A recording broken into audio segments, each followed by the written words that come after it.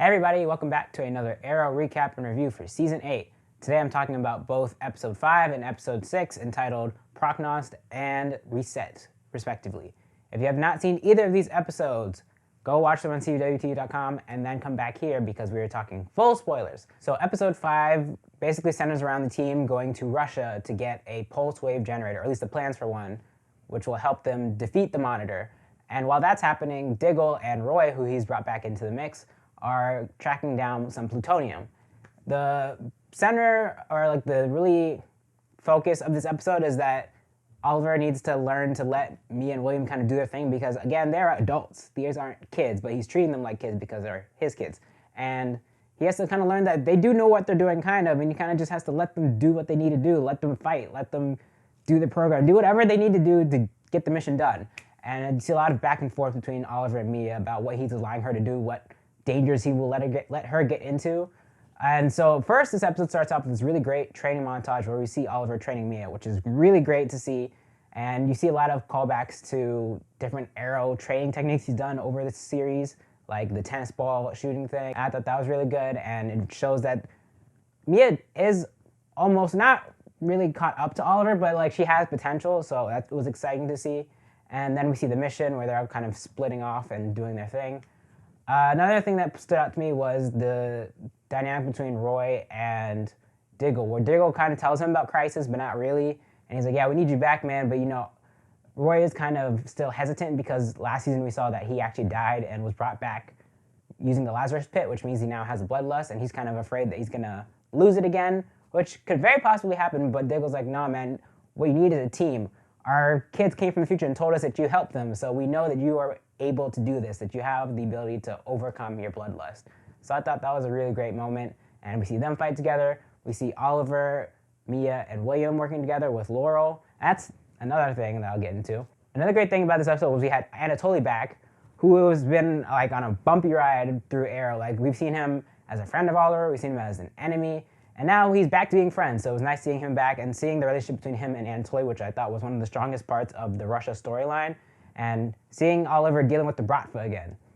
Another great scene that I thought was kind of showing Mia's potential was when one of the Bratva people was testing her, and she had to do this race where she had to beat a bunch of people and ring a bell, and she doesn't make it, which again shows that she's not at Oliver's level yet, but she's getting there. And again, Mia wasn't not the greatest to begin with, but she is growing on me, and especially now that she's with Oliver and he's kind of putting her in her place, that is kind of helping now, and she is becoming a better person as a result of it, which I thought is really great. And so even though she is close to getting there, like close to getting to Oliver's level, she's still got ways to go, which makes sense because she's younger, technically. So then there's this thing with Laurel. Episode before, we saw the Monitor approached her and said, I can help you bring Earth back if you betray Oliver Queen. And it turns out that means stealing the plans from them once they steal the plans. And at first, I still was not totally feeling it because it didn't make sense. Why would the Monitor make her do this? And in the next episode, they clear that up. So we'll get there. But at first, I was like, I don't know if she's going to do it. Because again, it'd be really hard to because they're right there. She's with them the whole time. She did not really branch off and do it. I mean, she went to go fight off guys here and there, but she didn't really do things on her own for most of the episode. So I didn't know when she was going to go and steal these plans for them. But she ends up not doing it. And at the end of the episode, we see her approach Lila and says, yo, you're betraying all of us. You're going behind everybody's back. You need to tell them what's going on. I'm not doing what the Monitor told me to do. I'm not betraying Oliver. I don't want to become the person I was back then. I'm not going back. I'm who I am now, which I thought was really great for Laurel. It really shows that she's fully changed, that she is a new person, which Anatoly even acknowledges because he's seen her as a villain, but now he's seen that she's a different person. So this was a great episode for her arc. While Laurel and Lila on the roof, Oliver and Diggle show up because Laurel actually had them hiding in the background while she was talking to Lila, and they all figure out that Lila is working for the Monitor. Diggle is shook, Oliver is shook, and before they can really hash things out, they get darted and knocked out, and that's the end of the episode. And I thought that was a perfect ending because the episode overall was okay. There were some good arcs for Mia and Laurel, but overall it was all right. Good action scenes here and there, but it was just an average episode for me. But seeing that twist at the end was really great, and it leads into a really great episode. So let's get into that one. Reset. This, I thought, was probably the best time loop episode the Arrowverse has done yet. Number 2 being Legends, and then Flash. We don't talk about the Flash one. But what's really great is, so this is a time loop, but not necessarily a time loop because it's not necessarily they're going back in time. They're just kind of stuck in a illusion.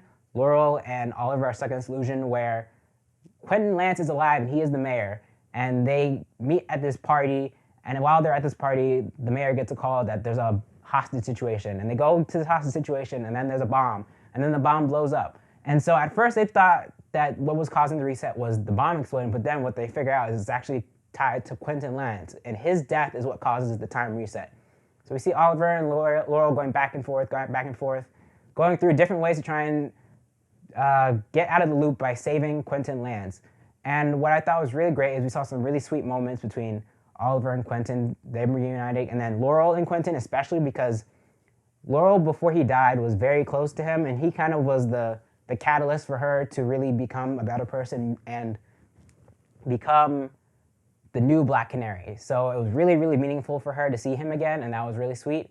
And it turns out that saving him was not the point of this illusion. And they figure that out as they go on, which I thought was really well done. And what it turns out is that, at least for Laurel, this was actually a reward for her, that she actually gets to say goodbye to Quentin while he's dying. And that's what sets her free from the illusion, so she disappears. But Oliver doesn't want to give up. He wants to keep trying to save him. And that turns out to be a lesson for Oliver as he keeps going and trying, is that there's no point in trying. It's like, you can't save everybody. You really just have to keep moving forward. You have to keep fighting. And trusting. That was another big thing. Like, this whole illusion was meant to teach Oliver to trust, which is what he needed to do for the Monitor. He needed to trust him. And Lila was also in this illusion. She appeared, and it was actually her, and she was trying to tell them, like, you can't fight this. You can't fight it.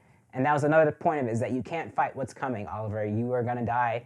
You're going to have to fight. You're going to have to work with the Monitor. You're going to have to do all these things in order to succeed, in order to save as many people as you can from the crisis. And Oliver learns that. And I thought this journey of learning that was done really well.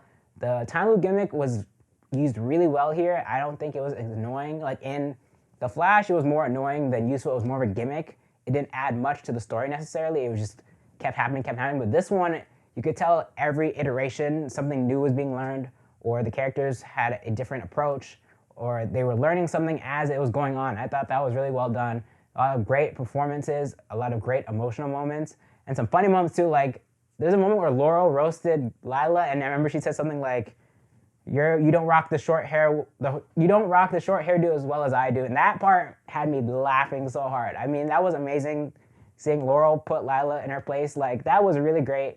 And so once they escape the illusion, after they both have learned their lessons, turns out they're on Lian-yu with the rest of Team Arrow. And so now we are at Oliver's final mission of the series, basically, before Crisis. And who knows what they're going to do there, but it's probably going to lead directly into Crisis, which is not this week coming up because I'm recording this on Saturday, but the week after, in December. So we're almost there. We're almost at the Crisis. And I'm having a good feeling, though. I'd say, so overall, this is a really good season and a fitting end for Arrow. I'm excited to see how they wrap this all up. I'm excited to see what this next episode holds in store, how it will connect to Season 1 probably mostly, or maybe a little bit of Season 2, because every mission that he's gone on has kind of been a reference or a callback to a previous part of Arrow, previous season. So we're going to see how this connects to that and then how it ties into Crisis, because we're almost there. And also seeing how they learn to trust the Monitor. I really want to see the relationship between Oliver and the Monitor really change between now and Crisis. I think it is going to be very different now that he fully trusts him. And I'm wondering how the Monitor will change too. Once we see the anti-Monitor show up, I really am curious to see how all that plays out. But one thing's for certain, I'm pretty sure Oliver is going to die. I don't think there's any saving him. It gets the end of his show, so what better time to do it? It's kind of like Tony Stark. He's not coming back anyway, so they just killed him off. So we will see. But what did you think of these 2 episodes of Arrow? Let me know down in the comments. Also, don't forget to like this video, share it, and subscribe. Thank you for watching. I will see you in the next one.